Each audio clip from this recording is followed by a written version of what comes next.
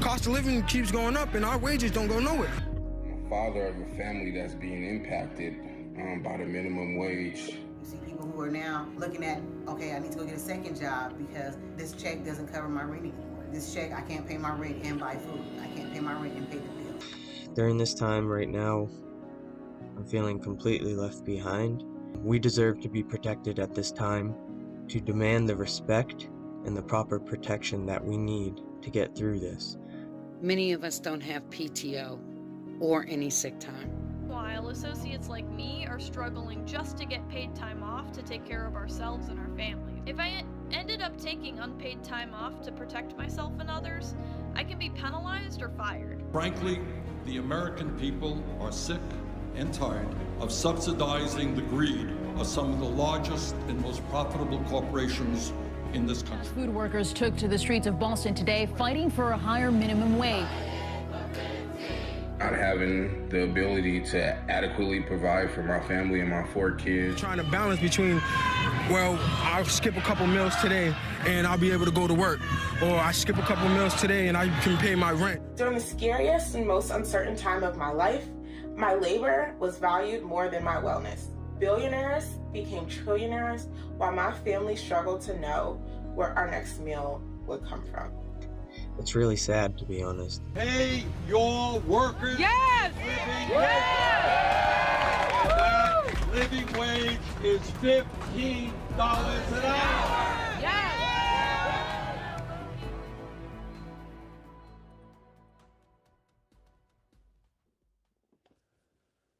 Good evening, everybody, and thank you all for joining us for what I think is going to be a very, very interesting discussion tonight. Let me thank the workers who participated in that video and our great panelists who are with us this evening, and you're going to hear from them in a few moments.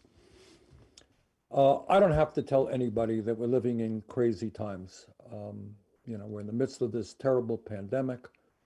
So many of our people have lost their jobs and their income. We're worried about climate change. We're worried about systemic racism. We're worried about so many things. But tonight, what we're going to be asking are questions like, how does it happen that in the richest country in the history of the world, half of our people are living paycheck to paycheck, while the billionaires are doing phenomenally well? Does that make any sense to any of you? How does it happen that our great country, in our great country, we have millions of workers who are earning starvation wages? And you just heard that on the video. You know what? You can't make it on 10 or 12 bucks an hour. You can't pay your rent. You can't feed your kids. You can't take care of yourselves. How does it happen that the United States of America, our great nation, is the only major country on earth not to guarantee health care to all people as a human right, while we are spending twice as much per capita on health care as any other nation, and 90 million people are uninsured or underinsured? How does it happen that today, in the midst of a pandemic, because the Republican leadership in the Senate refused to pass a COVID emergency relief bill, that all across America today, unbelievably, families are struggling in America to put food on the table. They're worried about getting evicted from their homes. They're unable to go to the doctor when they get sick because they have lost their health insurance. So what tonight's discussion is about is hearing from workers themselves, hearing from Vice Presidential candidate Kamala Harris about her plans and Joe Biden's plans about how we are going to go forward and improve the lives of tens of millions of working families that are hurting today. So again, in the midst of everything that's going on, we talk about Trump and what crazy thing he may have said yesterday or today. But we are not talking enough about the specific policies that we need to improve the lives of tens of millions of people in this country who are in desperate economic condition. So I think what we're going to hear tonight is why we need to raise the minimum wage to a living wage. We're going to be hearing about why we need to end the absurdity of women making 80 cents on the dollar compared to men, because they're not being paid equally for the work they're doing. The absurdity of so many of our people who are working 40 hours a week still can't afford health insurance. The absurdity of so many of our young kids not being able to afford to go to college or are leaving school deeply in debt. So tonight we're going to focus on the economic pain that so many people in our country are experiencing. And we're going to talk about how in this great nation, with a Democratic president and vice president, with a Democratic Senate, we are finally going to stand up to powerful special interests. We're going to deal with income and wealth inequality, and we're going to create an economy that works for all, not just the few. And with that, it gives me a great deal of pleasure to introduce a friend of mine, a fellow United States Senator from the state of California, one of the leading voices in the U.S. Senate, and somebody I know who is going to be a great Vice President of the United States. Please welcome Kamala Harris. Kamala, thanks so much for being with us. Bernie, it's good to see you, and it's great to be with you. You're amazing. You know, Bernie is an extraordinary leader, and one of the, I think, marks of a great leader is someone who requires a country, especially a national leader, to require a country to look in a mirror and ask itself, is it doing everything it's capable of doing? Bernie is someone who has challenged every premise and required people who are knowledgeable people to defend the premise, which has been the basis of their opinions for a lifetime. And in many ways, when he does that, one sees that the premise is a bit flawed. Bernie has been someone who, you know, look at with that mischievous grin. He knows what he's doing, though, because the thing about you, Bernie, also is that you decided to do it from inside the system, but to challenge everyone every single day from inside the system. I do believe that on that debate stage that you and I shared for almost a year in the primary, that the majority of those debates would not have been on the topic of healthcare in America if it were not for a discussion that you prompted and the way you challenged the status quo and are thinking about what is possible and what the American people are prepared for and what they want. And so in front of all of the friends, I want to thank you, Bernie Sanders, for what you have done, what you continue to do, and you really are a treasure. So thank you. I don't want to make this a love fest. But well, but you know what? How often do I get in front of everybody to say these things? Well, thank you. Well, let me just say in response. I'm going to move on now.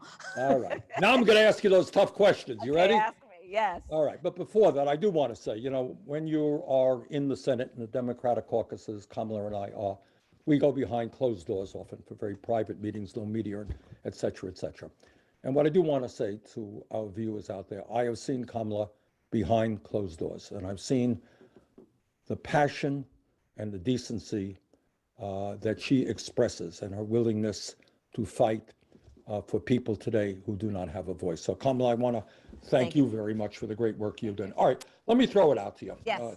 I think that in this campaign, you know, we talked about Trump's craziness every day and all the weird things he does.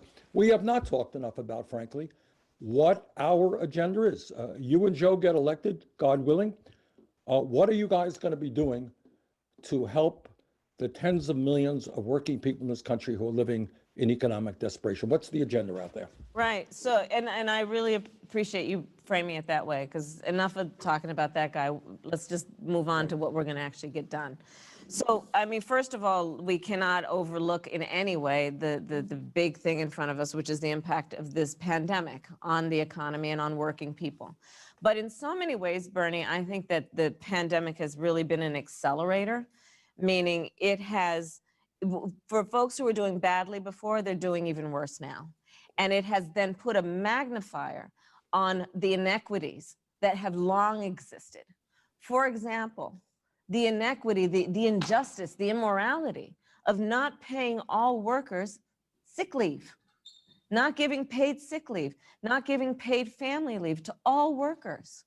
The injustice of that has been highlighted in a way that for the first time, perhaps some people have realized that if that worker does not have paid sick leave, it will impact me.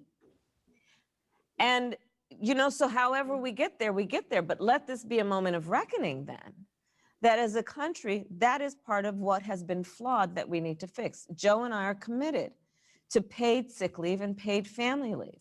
Let me interrupt you and ask you this question, and I know you know the answer, and the viewers know the answer. How many major countries on earth do not provide paid family and medical leave to their workers? Of the so-called advanced countries, I don't know of one. No, there is none. We are it. Yeah. And I'm hearing from you that you and Joe are going to lead us to end that international embarrassment. We have to end it. And it's not only an embarrassment, it's morally wrong. Because here's the thing also, and this is a piece that, you know, you talk about premises. You have to understand, working people have ethics. They take their work seriously. They take pride in the work they do, and they deserve to have dignity that comes with working a hard day. And that includes when they get sick, being able to stay home. When they have a parent or a child who needs attention, being able to stay home to care for them, knowing that they're going to do that because that is a necessity at that moment, and they will get back to work when they can. But there's something about, you know, we see this across the board, right? Which is, we see this even when you and I and all of us have been fighting for SNAP benefits, right?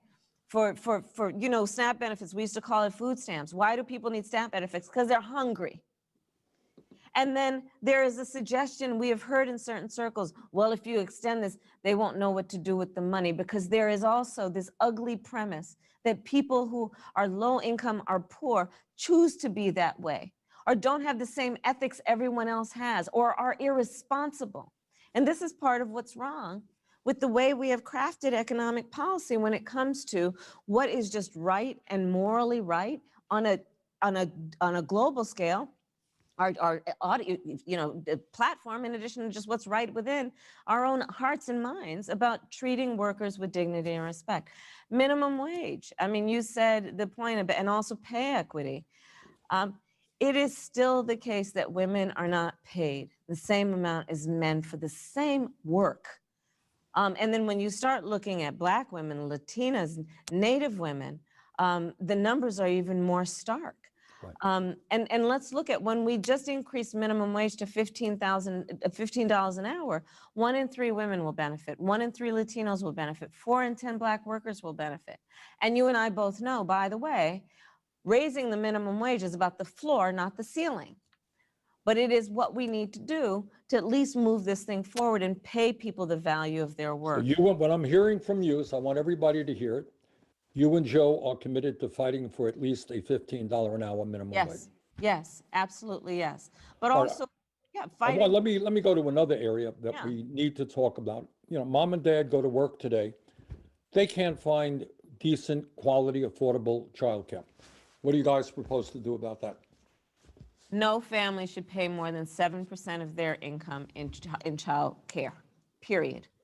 Again, and this is about addressing also, you know, the hypocrisies of it all. We say we care about families. You know, every person running for office will talk about they're a family person, they care about families. Well, families need assistance paying for childcare when we have seen that, first of all, the cost of living has gone up across the board while wages have remained stagnant.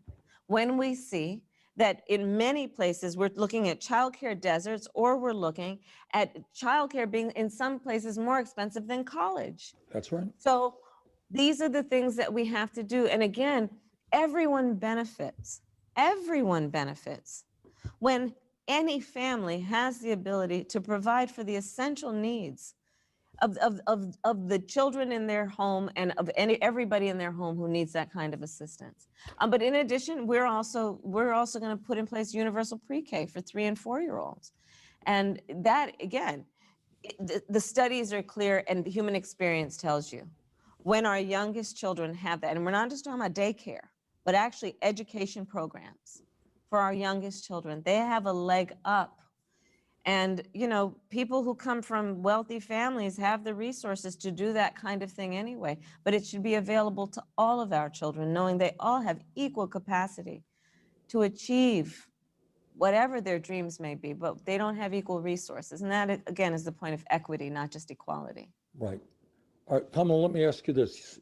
I know you have heard in California on the campaign trail, young people who would love the opportunity to get a higher education from a working class family. They just can't afford it.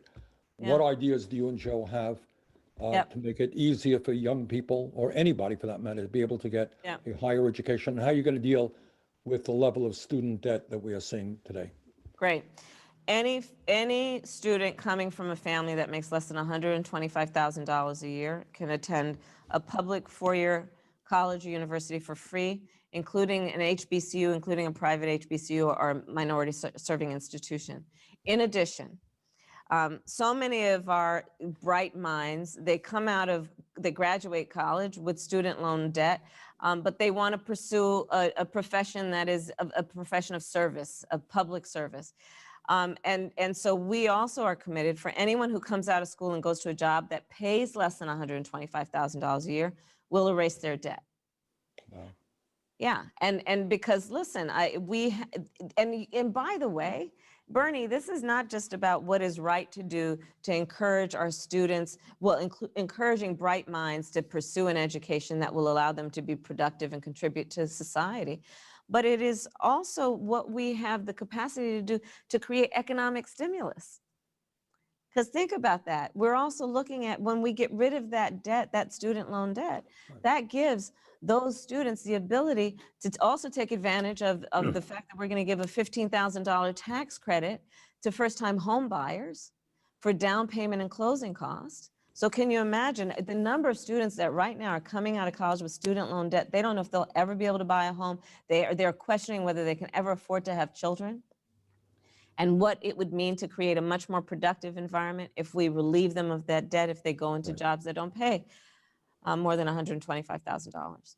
Well, Kamala, I know you're going to have to run. You got other 5 days, Bernie, 5 days. And you're counting, I suspect, huh? Yes, I am, brother.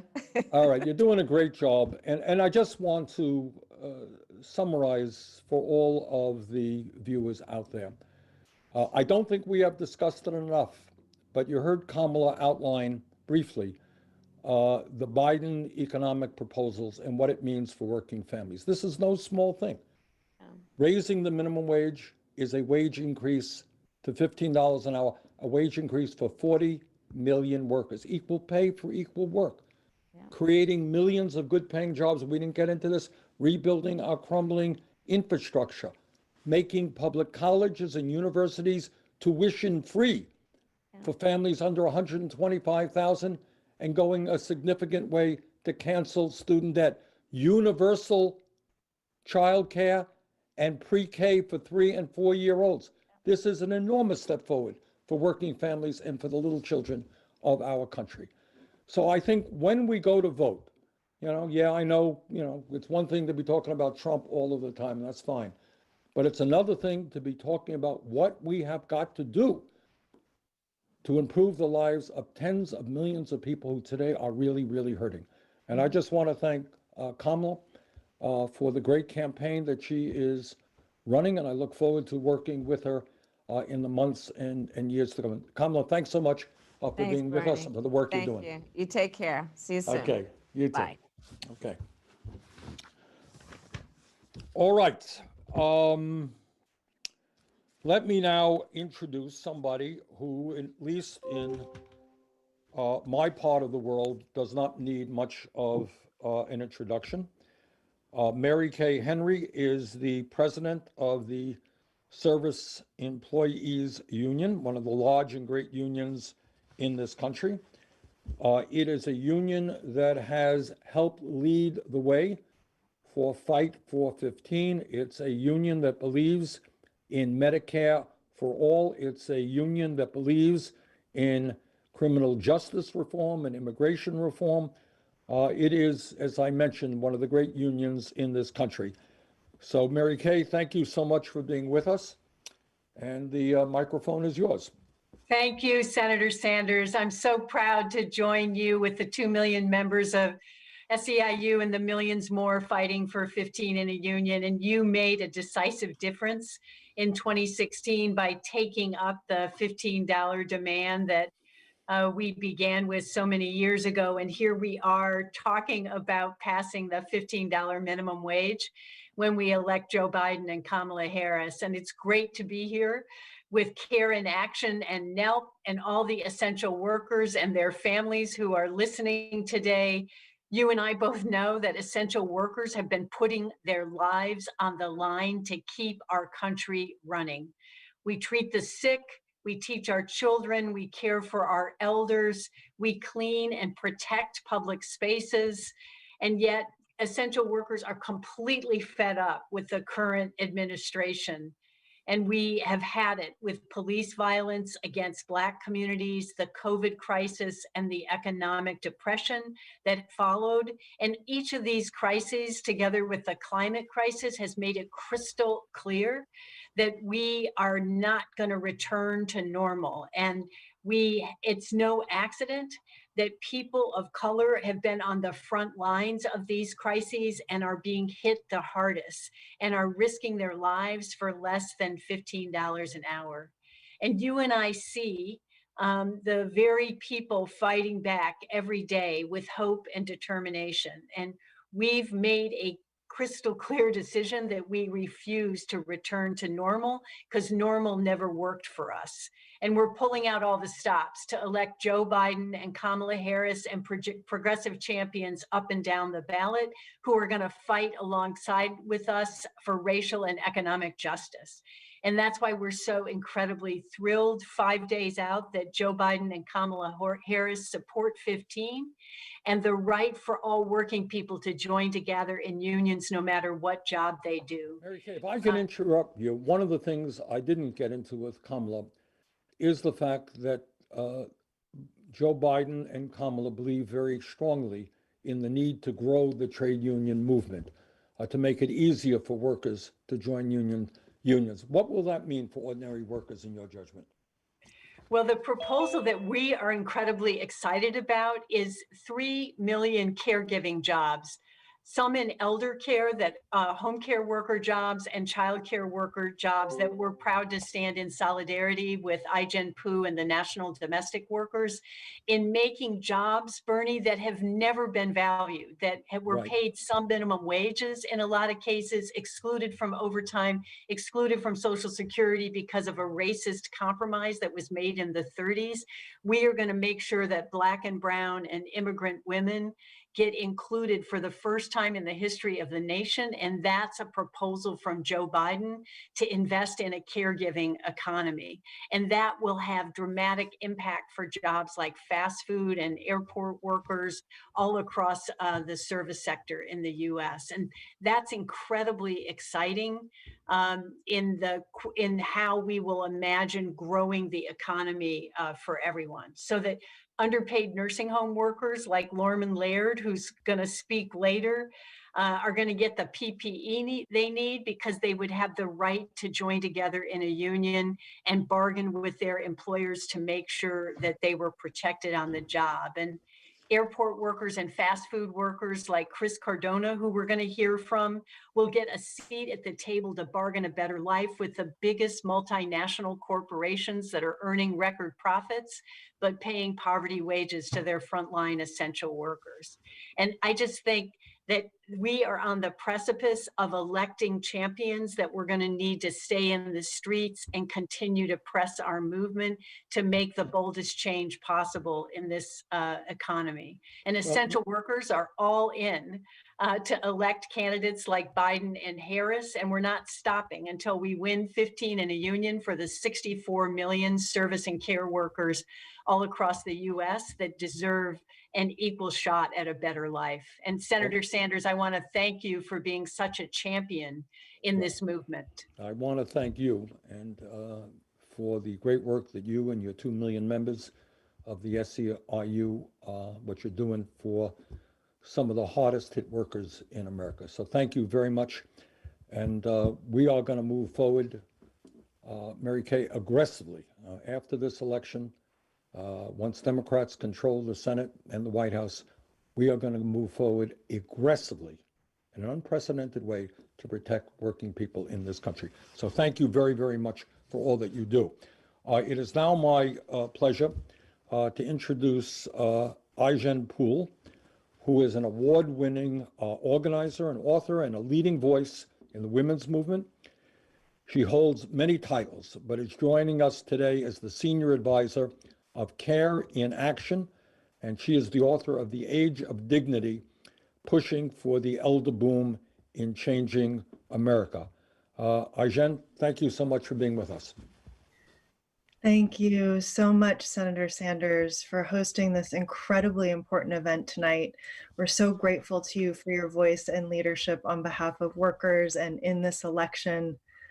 At Care in Action, we organize so that women of color can be powerful in our politics, and we fight for policies that lift up our nation's caregivers and domestic workers, the mostly Black and brown women who work in our homes as nannies, house cleaners, and home care workers.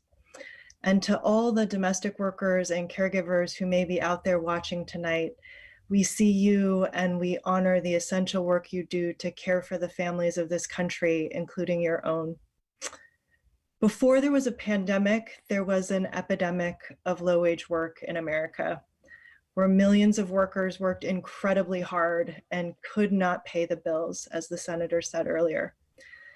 Home care workers like Susie Rivera, who you're going to hear from later in the program, are doing work that has always been essential, and yet most earn poverty wages without job security or access to a safety net. When the pandemic hit, they didn't have the ability to stock up on groceries or even take a sick day because they could never do those things. 82% of domestic workers didn't have a single paid sick day.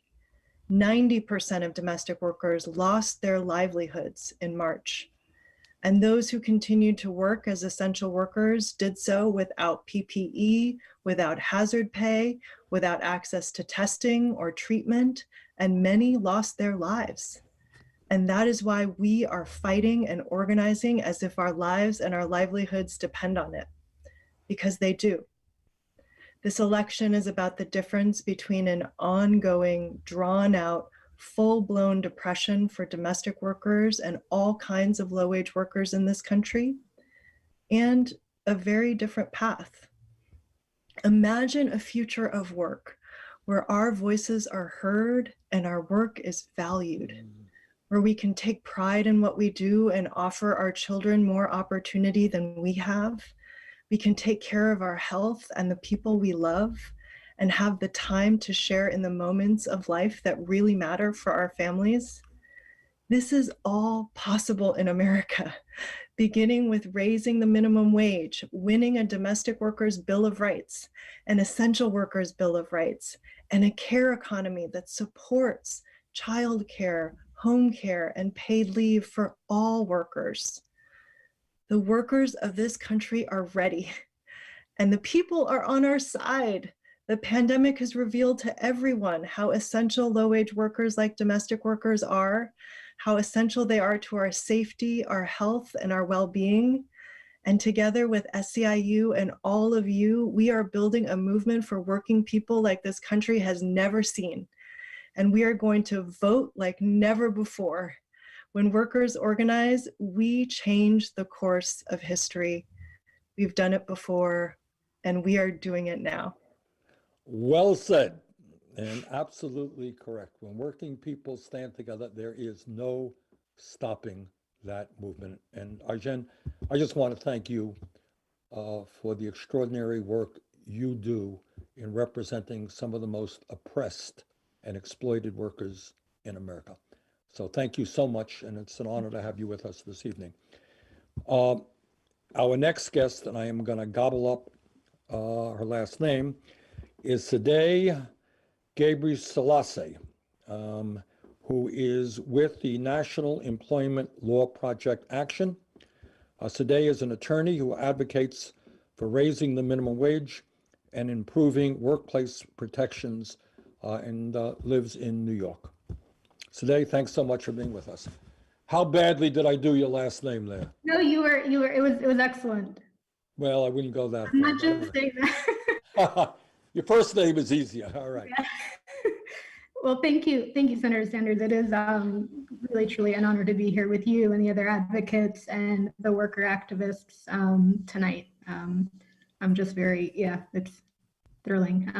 So as I work on minimum wage, and our federal minimum wage has been stuck at $7.25 an hour since 2009, which is the longest stretch in American history since it was first adopted in 1938 that it's been frozen.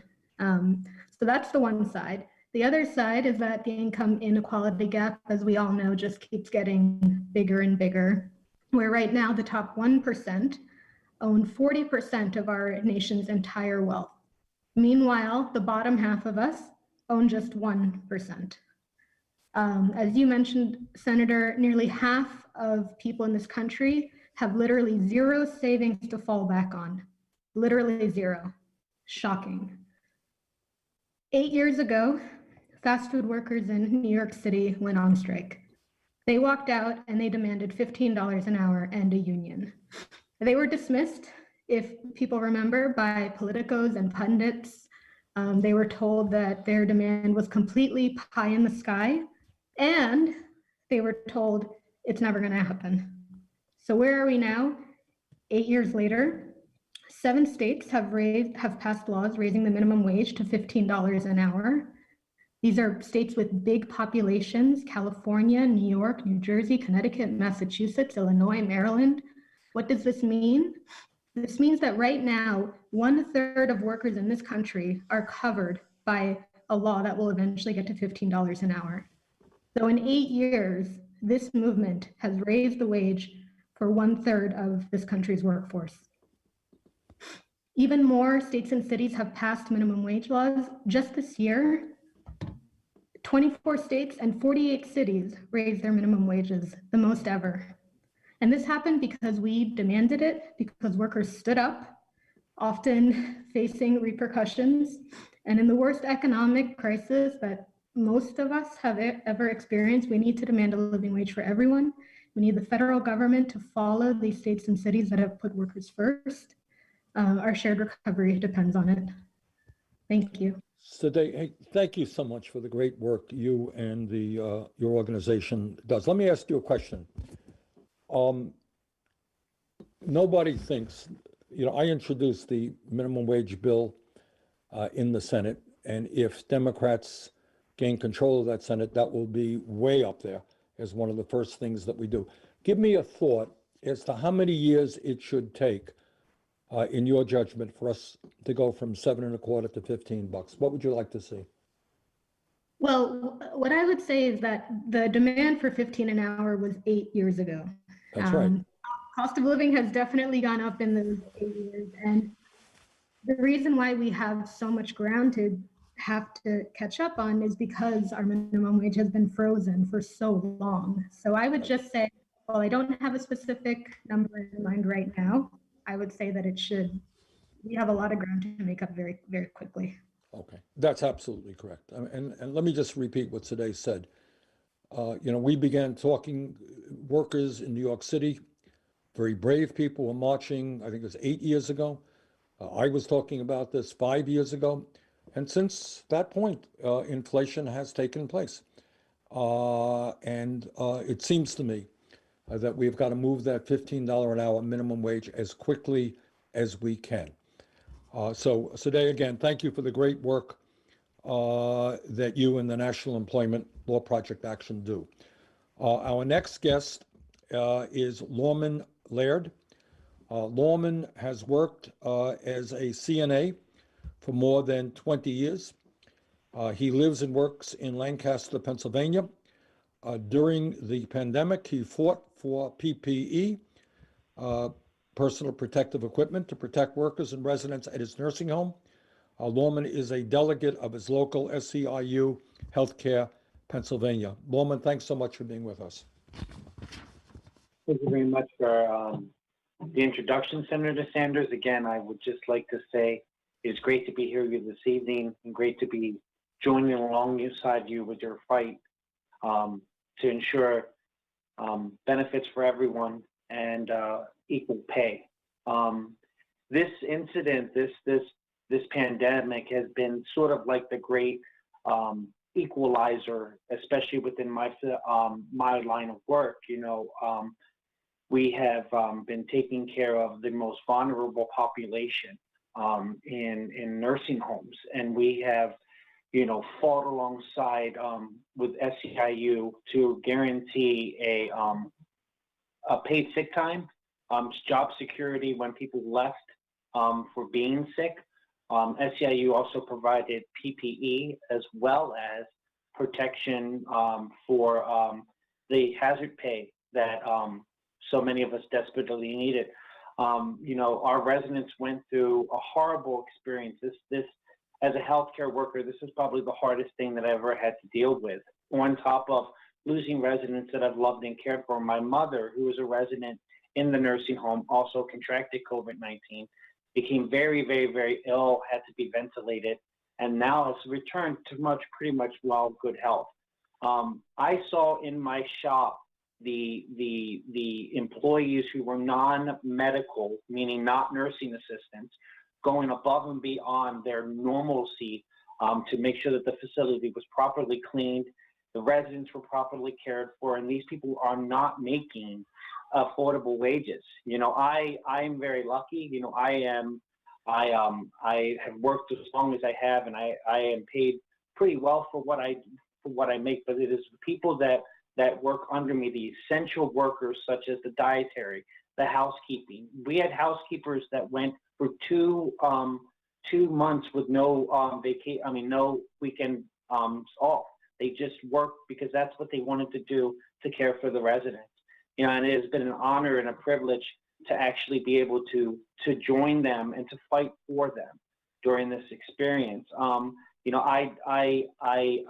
believe very strongly in the fight for pro-union and having everyone being able to join a union for the benefits, not just for the wage increases, but the dignity of respect of being able to take care of yourself.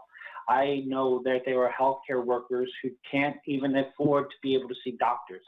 And, like you say, in the United States, that's not appropriate. So I thank you for your fight. I thank you for letting me be a part of this. Well, Lorman, thank you not only for the work that you and your coworkers do, but I think it should make us rethink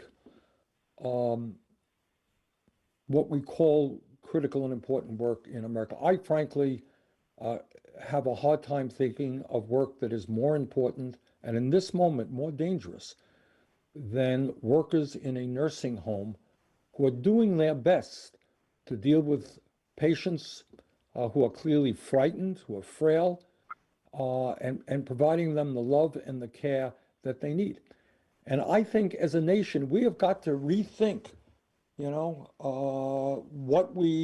how we compensate work. You got hedge fund guys up there who do nothing but speculate and gamble, and they make, tens of millions of dollars a year. And you got workers who are providing love and care to very fragile people who are paid starvation wages. That doesn't make sense. I mean, the work that you and your coworkers are doing is enormously important. I should think that all of the families of the patients there, the people in the nursing home, are so grateful to you for what you do. So as a nation, we have got to do a lot of rethinking about how we compensate work in America. Lorman, thank you again very much. It's now my pleasure to introduce Chris Cardona. Chris is a shift manager at McDonald's. He has worked there for almost 3 years. He has been a manager for about a year, earning $11.15 an hour. Chris, thanks so much for being with us. Good evening, everyone, and thank you, Senator Bernie Sanders. So my name is Christian Cardona, and I am a leader with the 5 for 15 in the union. Like so many Floridians, I'm originally from elsewhere, but came here for an education and a better life. I moved from my hometown in Colombia to Orlando, Florida in 2009 with my father and my younger sister. Since the start of the pandemic, my family's life has been turned upside down. My father was laid off from his job in the hotel industry, but was fortunate enough to find a job in construction. My mother has worked as a custodian at a bank nonstop throughout this pandemic. She has a compromised immune system and is terrified of getting sick with COVID-19. My sister is in the 9th grade and has started online schooling. She struggles with the technology to access online classes and worries about falling behind academically. And me, I have worked with McDonald's for almost 3 years. As the shift manager, I make just $11.15 an hour. Even working full-time as a manager, I still don't have enough money to survive. There have been 4 people at my store who have tested positive for COVID-19. McDonald's should inform employees about positive cases, but most of the staff have only been informed about 1 of the 4 cases in our store. I have not seen or heard that McDonald's has closed my store to deep clean after any of the positive cases. Instead, customers were still allowed to enter the store without social distancing, putting themselves and the staff at risk. McDonald's hasn't taken workers' health and safety seriously during this pandemic. This is the typical life for many essential workers across Florida. We are living paycheck to paycheck, barely able to make rent. My family has 3 incomes, all under $12 per hour, and we still struggle. We're afraid and we're angry. We are risking our lives every day to provide healthcare, food, and other essential services, but we still don't have necessary protective equipment, sufficient paid sick leave, or a voice on the job, all for less than $15 an hour. Millions of working people are being laid off, and immigrant families are being completely ignored during this crisis.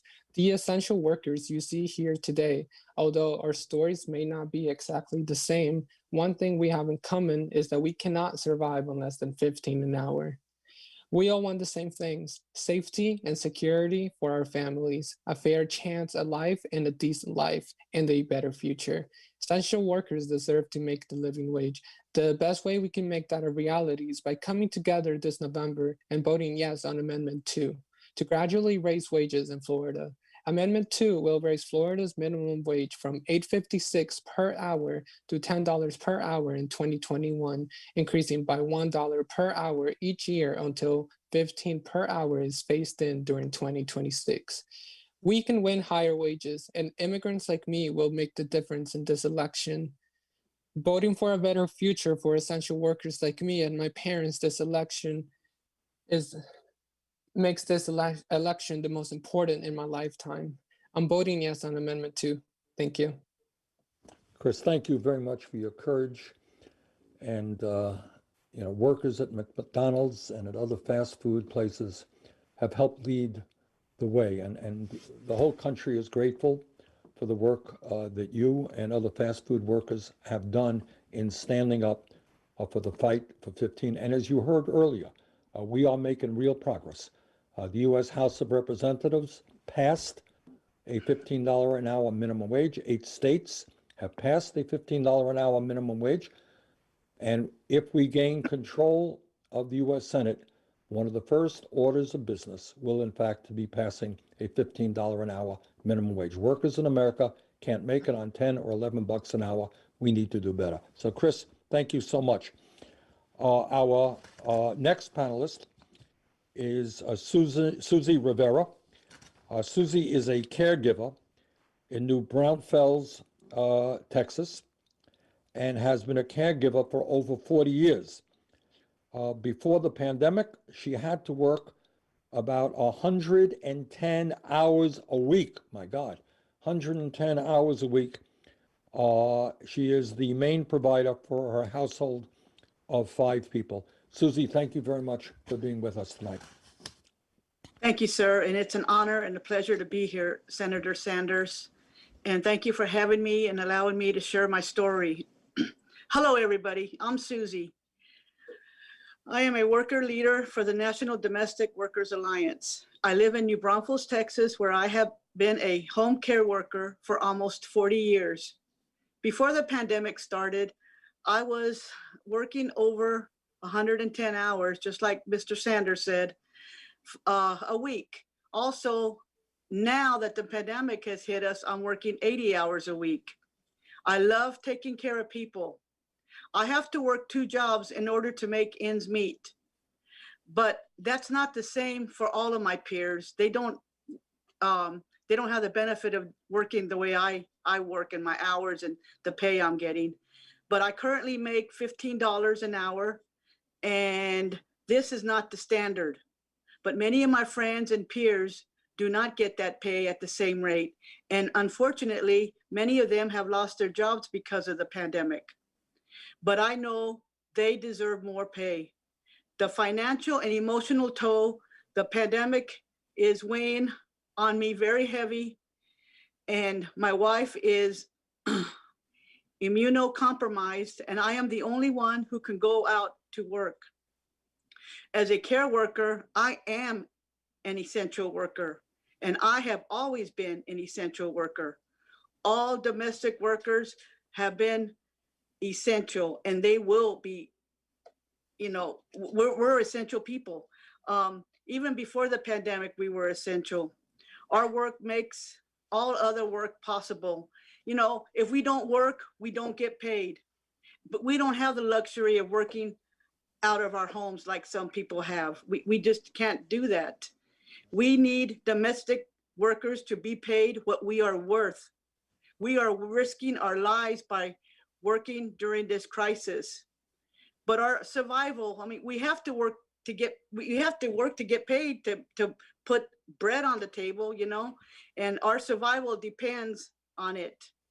But now is the time for us to come together and vote for a new administration that cares about us. In this election, we have an opportunity to vote for better wages and a stronger care system, more unity. I am 63 years old, and this is my very, very first presidential election that I'm voting in. And I am voting because I believe we all have to step in. We all have to step in and fight for what we believe in. I believe that we have a chance to see great America great and change again. We can do it just by voting. So now it's a time to vote, and I urge everybody, vote, vote, vote. Vote like your life depends on it, because it does. We are living through different times, and like I said, 63 years old, I'm voting for the first time because there's a need. Everybody needs to step up and do their part. Thank you. Susie, thank you so much for the work you have done for 40 years and for your willingness now to get involved in the political process and to get your friends and co-workers involved as well.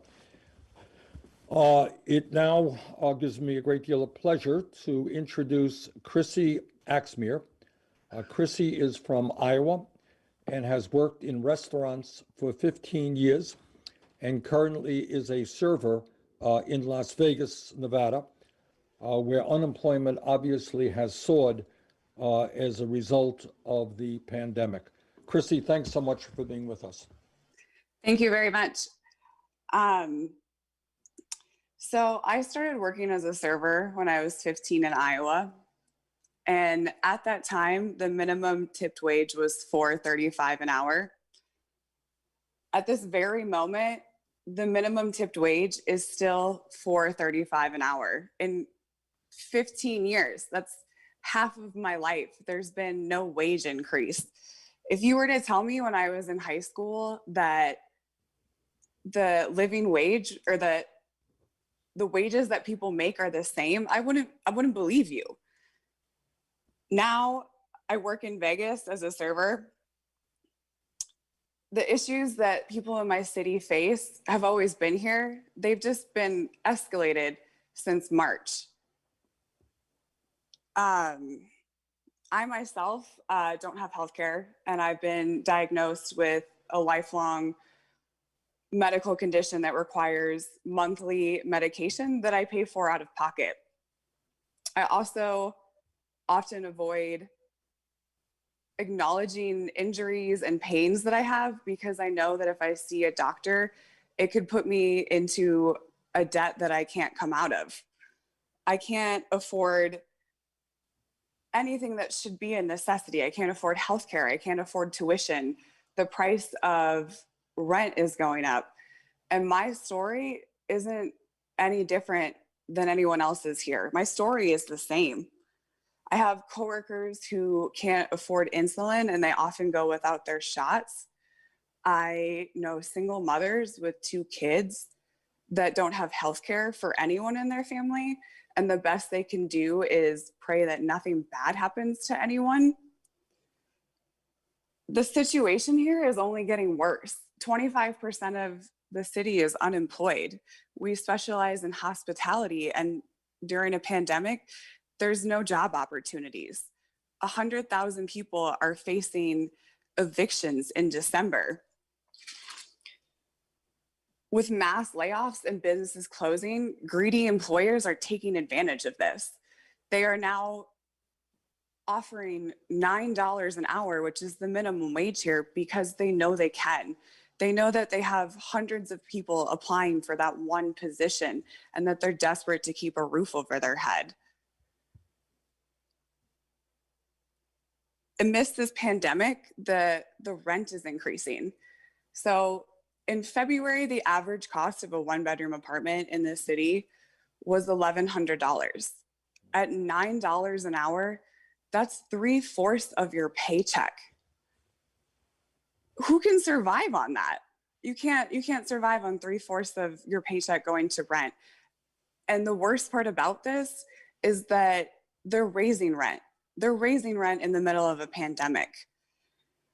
People come to Vegas to have once in a lifetime experiences, but they fail to realize that people are living their lives here.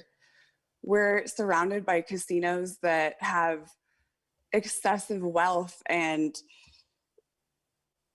they offer things to make it seem like it's such an experience. But working in one for $9 an hour isn't enough to even afford an entree in these establishments. You can't even afford to eat where you work. It's time that we support people in this city. They work hard. They deserve to not just make profit for people in control of the casinos. We deserve a working wage and healthcare and everything that comes with working with dignity. Chrissy, let me interrupt you. Okay. And I want to ask you a question. Sure. Okay? Every other major country on earth guarantees health care to all people. Doesn't matter where they work, how old, young they are. What would that mean to you and your coworkers if everybody had health care as a human right? You can go to the doctor whenever you want. You don't have to take out your wallet. You don't have to take out your credit card. What would that mean to you and your coworkers? I mean, it would mean freedom. It would mean freedom because you're free from the worry of stressing about if something happens, what you're going to do. It would mean freedom for like numerous times I've injured myself and I'm terrified that I could do damage for the rest of my life. And by not seeing a doctor, I'm making it worse. But my best option right now is to take ibuprofen and ice it. It means that there's job security. It means that you can change a job and it's not tied to your healthcare. Like if I do get healthcare, I'd be terrified to leave it, even if my employer has treated me badly, because it's one of the only places that offers it. What Chrissy just said, if I could interrupt you again, is of enormous importance. When you as a human being, as an American, are guaranteed health care, it does mean freedom. Not only freedom from the stress about how you're going to pay for a bill, you could leave that job if you don't like it, even if you have good health insurance, because you're guaranteed health insurance. And there are millions of people today who are stuck in jobs they don't like, they don't want to be there. They're there because they have a decent health care plan for their families. So Chrissy's point is a very important point. And that's why we are fighting to do what every other country does, guarantee health care to every man, woman, and child as a human right.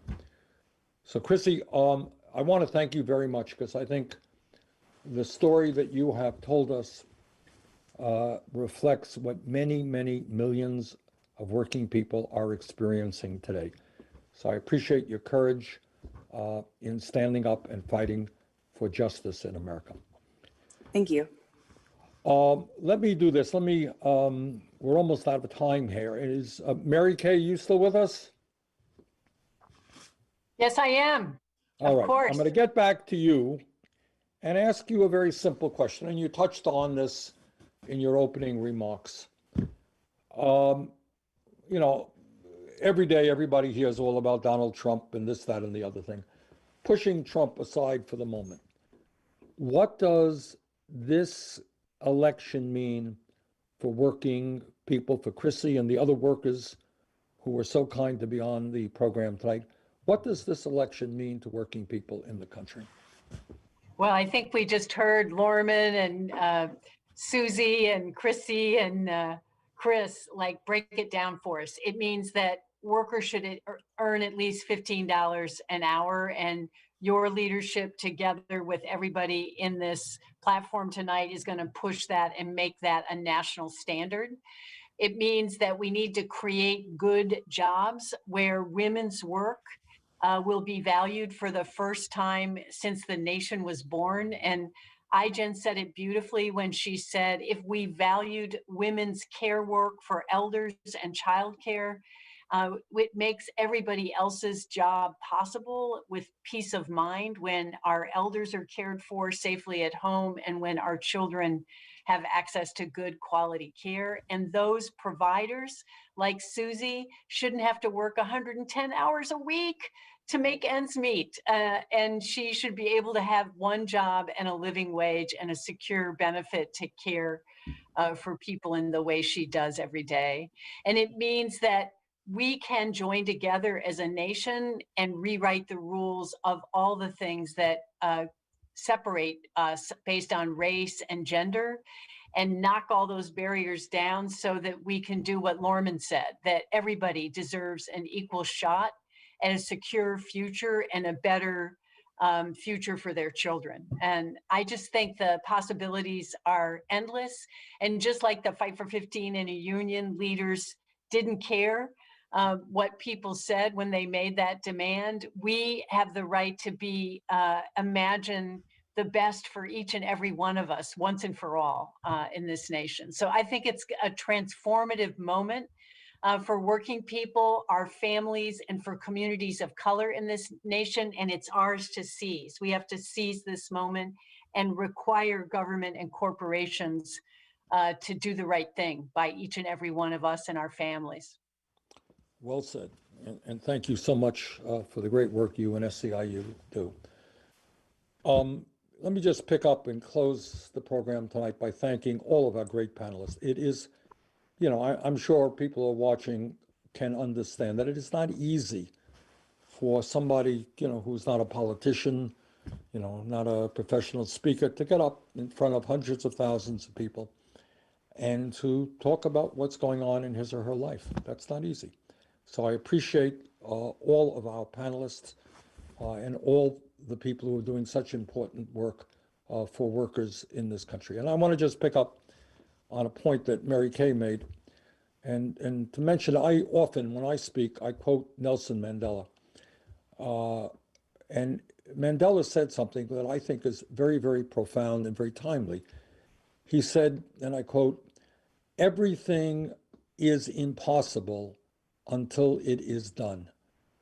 In other words, people will tell you when you're engaged in a fight for decent wages, you're engaged in a fight for universal health care, you're engaged in a fight to make sure that all of our people can afford to go to college or have high quality, affordable child care, or that we can create millions of good paying jobs. People say, no, you can't do it. You think, don't be ridiculous. That's not realistic.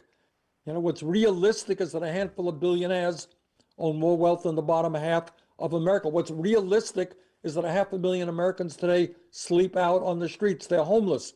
What's realistic is half our people work for, you know, paycheck to paycheck and starvation wages. That's realistic.